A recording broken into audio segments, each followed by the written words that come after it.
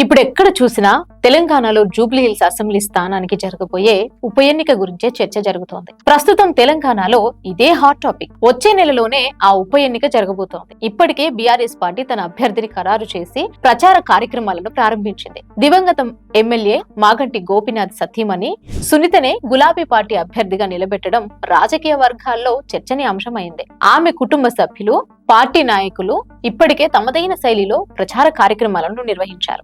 ఇక మిగిలిన ప్రధాన పార్టీలు రెండు మాత్రమే, అధికార కాంగ్రెస్ పార్టీ మరియు బీజేపీ. ఇప్పుడు ఈ రెండు పార్టీలు ఎవరిని రంగంలోకి దింపుతాయో అన్నది హాట్ టాపిక్ గా మారింది. కాంగ్రెస్ పార్టీ ఇప్పటికే తన అభ్యర్థిని దాదాపు ఖరారు చేసినట్లు సమాచారం. ఆయన ఎవరో కాదు, Naveen Yadav. Jubilee hills assembly ఉప ఎన్నికకు నవీన్ యాదవ్ పేరును హైకమాండ్ ఆమోదించింది. హైకమాండ్ ఆమోదం లభించిన తర్వాత అధికారిక ప్రకటన కూడా వచ్చేసింది. ఇక మరోవైపు బీజేపీ మాత్రం అభ్యర్థి ఎంపికలో ఏకాభిప్రాయానికి రాలేకపోయిందనే వార్తలు వినిపిస్తున్నాయి. ఈ సీటు కోసం పోటీ చేసే అభ్యర్థి ఎంపికలో ఇద్దరు కేంద్ర మంత్రులు కిషన్ రెడ్డి, బండి సంజయ్లతో పాటు పార్టీ రాష్ట్ర అధ్యక్షుడు రామచంద్రరావు కూడా చురుకుగా పాల్గొంటున్నట్లు సమాచారం. బీజేపీ నుంచి ముగ్గురు పేర్లను హైకమాండ్ కు పంపినట్లు టాక్ అయితే వినిపిస్తోంది. 2023 ఎన్నికలో పోటీ చేసిన దీపక్ రెడ్డి, అలాగే ఇద్దరు మహిళా నాయకురాళ్లు.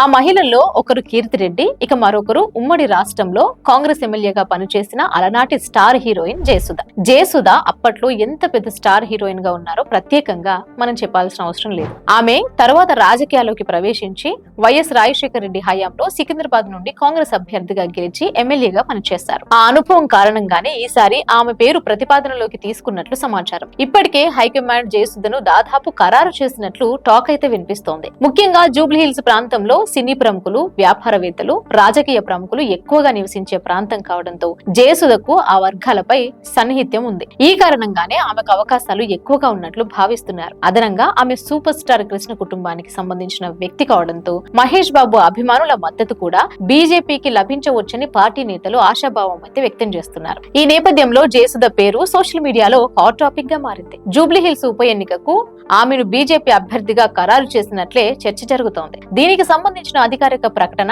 మరికొన్ని రోజుల్లో రానున్నదని రాజకీయ విశ్లేషకులు చెప్తున్నారు. ఈ వార్త బయటకు రావడంతో ప్రజల ప్రతిస్పందన వేరే స్థాయిలో ఉంది. హైకమాండ్ ఏ ఉద్దేశంతో ఈ నిర్ణయం తీసుకుందో తెలియదు. సినీ సెంటిమెంట్ ను బీజేపీ బాగా వాడుకుంటోంది రాజకీయ వర్గాలు వ్యాఖ్యానిస్తున్నాయి.